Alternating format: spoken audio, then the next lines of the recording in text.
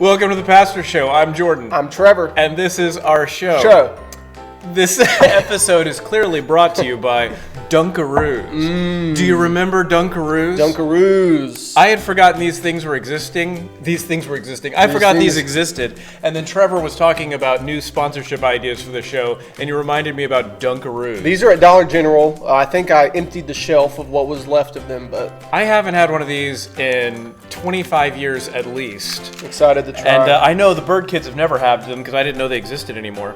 If you're unfamiliar, the Dunkaroo is like a small little sugar cookie that you dip into cake icing and eat it up in that way. How's it going over there for you, Trevor? Delicious. All right. Nutritious. No, it's not. Look, you got a cookie here. There's some carbs. There's more sugar in this than a Mountain Dew, man.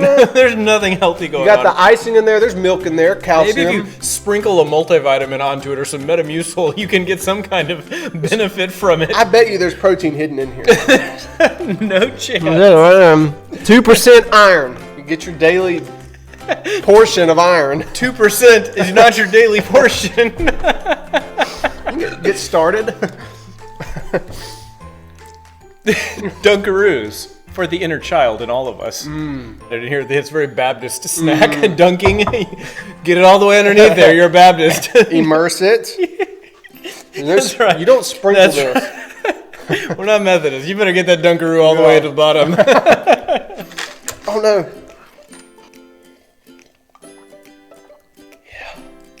So we have a couple things to announce for you today. First of all, we had some new members join on Sunday. If you didn't get to meet them, they joined up on the in-person service here at 11, and that is Tom and Karen Boone. Tom and Karen. And so Tom and Karen, yeah, welcome to Talitha, you guys. I'm imagining you are clapping with me. And that they can hear it. We were able to vote them in. Their information is going out in the newsletter this week, so you can reach out to them, drop a card in the mail, and just welcome them to the family, and look for them as we worship here in the future. Another thing that I would like to announce is I enjoyed worship on Sunday. Yeah, I did too. I just want to throw that into something I'd like to announce to everybody very officially. I'm glad everything went really well. I was a little worried that the overflow technology, was going to break and not work out, but it really seemed to. So the drive-up crew had a good time, although we had to remember where the sun is at 8:30 versus where the sun is at 10. But then it was a good time in the service. Everybody knew what to do and sat in the right seats, and we were nearly full in there. We were also nearly full in the overflow. I heard it went very well. I got good feedback. Yeah, children's church was full too. We had about 13 kids back there. So. That's great. Yeah. That's great. Great time to be had. Continue to come and come on. Bring anybody that you'd like to. 8:30 drive up will continue on. We'll do 10 a.m. in the sanctuary and also in the overflow. Yep. You might consider, if you were in the one or the other, trying to flip it up to make space for people in the other one at some point. But either way, I just enjoyed getting to see everybody worship God. All the kids were outside playing on the playground after. That was nice to see. You know what? It wasn't raining on a Sunday. That was a big part of it for the first Sunday ever. It wasn't raining on a Sunday here in South Carolina. So I enjoyed it a lot.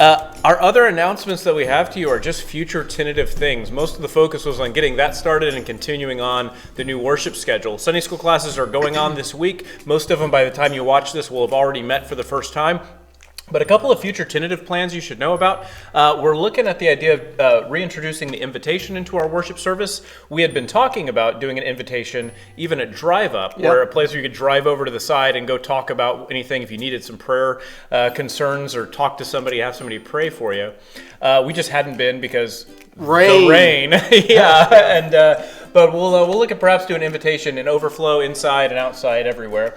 I've started talking with somebody this week about how we could perhaps, in a very safe and simple way, do the Lord's Supper. So I hope to be able to do that again sometime here in the future. That care day that Deanna put together was so good for so many people. We're ready for another one. Yeah. It's like always the right time to make food and take it to other people. And I still want someone to roast a pig for somebody. That would be fun. Hawaiian style? Yeah. Usually South Carolina style is obvious. Pineapple in his bury mouth. it in the ground. So we have another care day. Again, no dates yet for any of this stuff. Just want you to know what the future holds tentatively. Something to look forward to. We're looking to do that and adding some new names to the list so that we have even more, since every person who was on the list got something taken to them the last time. I'm going to add a few more names, some more people we can reach out to, because I know there's more of you who would love to participate in a care day. And last of all, I don't necessarily need to announce to you that Easter comes every year, but Easter is coming up fast. Yeah.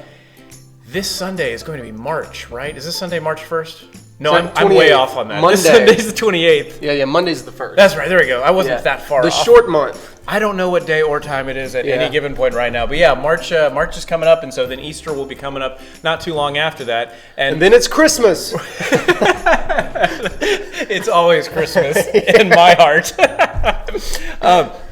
But yeah, with Easter coming up, and we just had this great Sunday, and right afterwards I said, wow, that was fantastic. It worked for Drive Up. It worked in here. It worked in here. And then had the moment to say, how in the world will we do Easter? And so just want you to be thinking about it. We'll try to make some plans and decide how we can meet and worship Christ on Easter and just proclaim together that he's risen. Yeah. So that's all good stuff coming up. Details will come later. I just wanted to get it on your radar that we've got these things we're thinking about. All right, Jordan. Trevor? I want to build the suspense. Tell me about what you read in your Bible this week. I read a lot in my Bible this week. Yeah. But some of my favorite verses that I got to read in the Bible this week came from the prayer vigil. You know, Billy Joe put together that long list of Bible verses that we got to read about and pray about. And in fact, in my prayer vigil time, early Monday morning, I only got about halfway through that guide that I wrote out. And then so Tuesday morning I came back. It was so good I had to vigil a second time. And that, you know, Trevor and I were talking about this. That really was my takeaway from the prayer vigil is, why am I not spending an hour in prayer, singing, and Bible study every day? Because it was just such a good time with the Lord. Special. But one of the verses specifically that I liked a lot that I wanted to share with you guys is Hebrews 13, 5 and 6. The gist of which is, keep your life free, be satisfied, and know that he'll never leave us. But the verse reads like this: keep your life free from the love of money. Be satisfied with what you have, for he himself has said, I will never leave you or abandon you. Therefore, we may boldly say, the Lord is my helper. I will not be afraid. What can man do to me? What a fantastic Bible verse really for is. any time or season. Yeah. But let's just work hard. Do the hard work of keeping our life free from the stuff that would ensnare us, from the love of money and greed. And realize, you know, it's not really the answer to our problem. But he's with us. And so we can boldly go before him and say, I got nothing to be afraid of. Yeah. I love it. Yep, it's a good one. God's good. All right, Trevor. Let's practice our faith together. What do you got for us? All right. I think this would be a good week to read another book together or letter as I have for us this week. So I think it'd be good for us to read through Philippians. It's just four chapters, and out of all of Scripture, that book focuses more on joy than any other book. And I think this is a good time for us to be reminded of that and to focus on it. So. And joy in hard times, too. Paul's sitting there in prison, and here's his list. You guys just follow Christ right and be worthy of the gospel. He goes, there's people preaching wrong and preaching for wrong reasons. I don't care. Christ is proclaimed. He goes, there's all this other stuff happening. Doesn't matter. I'm in jail. That's all right. Like his attitude, it couldn't be any worse for him. And his attitude is, I'm going to keep preaching Christ until the very end and rejoice that Christ is preached in other ways by other people. And that goes back to Paul thinking on that concept of what can man do to me? You know, worst thing happens to him. He loses his life. He's welcomed into the presence of Christ. And you know, for some more digressions on this one, there's a lot of people who like to talk about how much Philippians 4:13, I can do all things through Christ who strengthens me, is quoted out of context. Because Paul is talking about how he can be content in every circumstance. He says, listen, I'm in jail, but in jail, free, riches, poor, I can be content in every circumstance. I can do all things through Christ who strengthens me.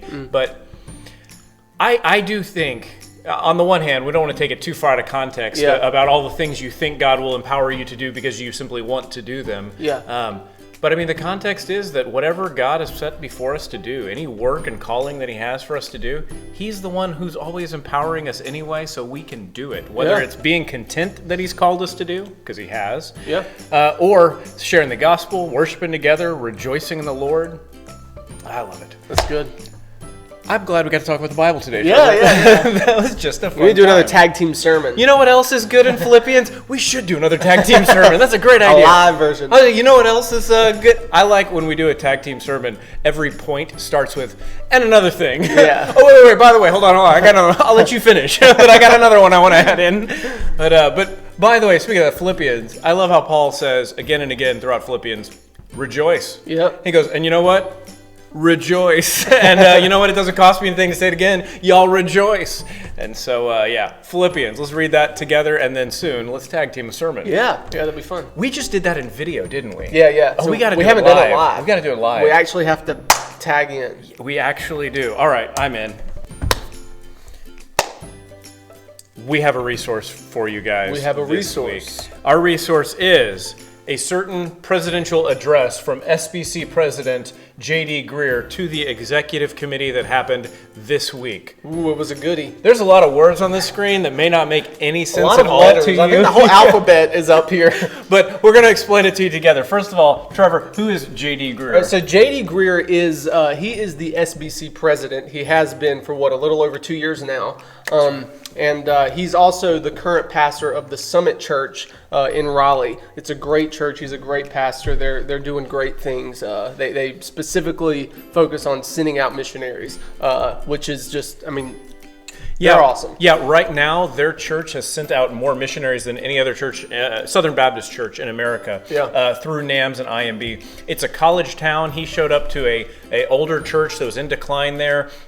And there are so many colleges in the area, and suddenly they started reaching all these college students and then sharing the vision with all these college students who got baptized. And for a few years, they finished college and grew in the Lord, and said, "Why don't you guys go off and you're gonna get a job? Why don't you go get a job in a strategic area like Boston and start helping to plant a Boston church plant there?" Yeah.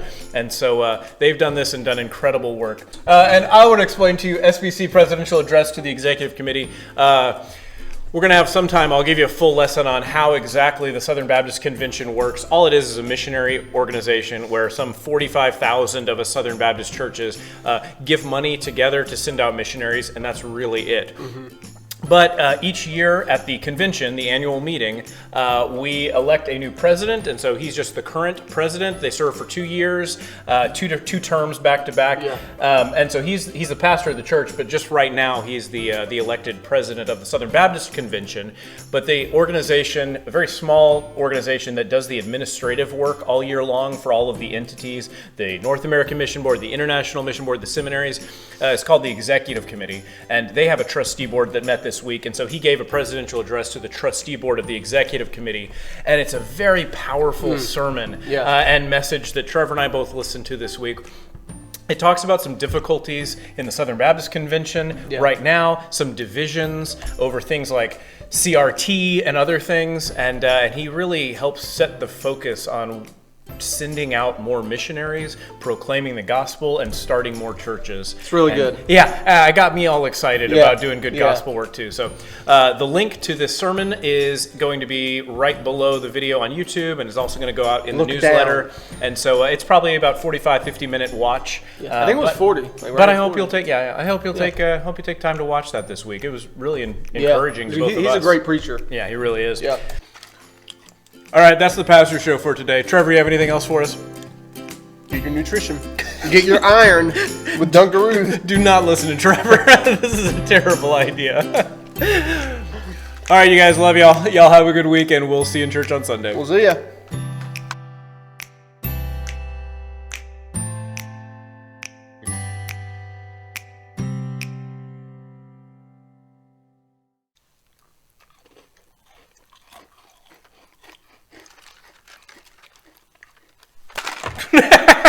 All right. I'm not cleaning that up. All right.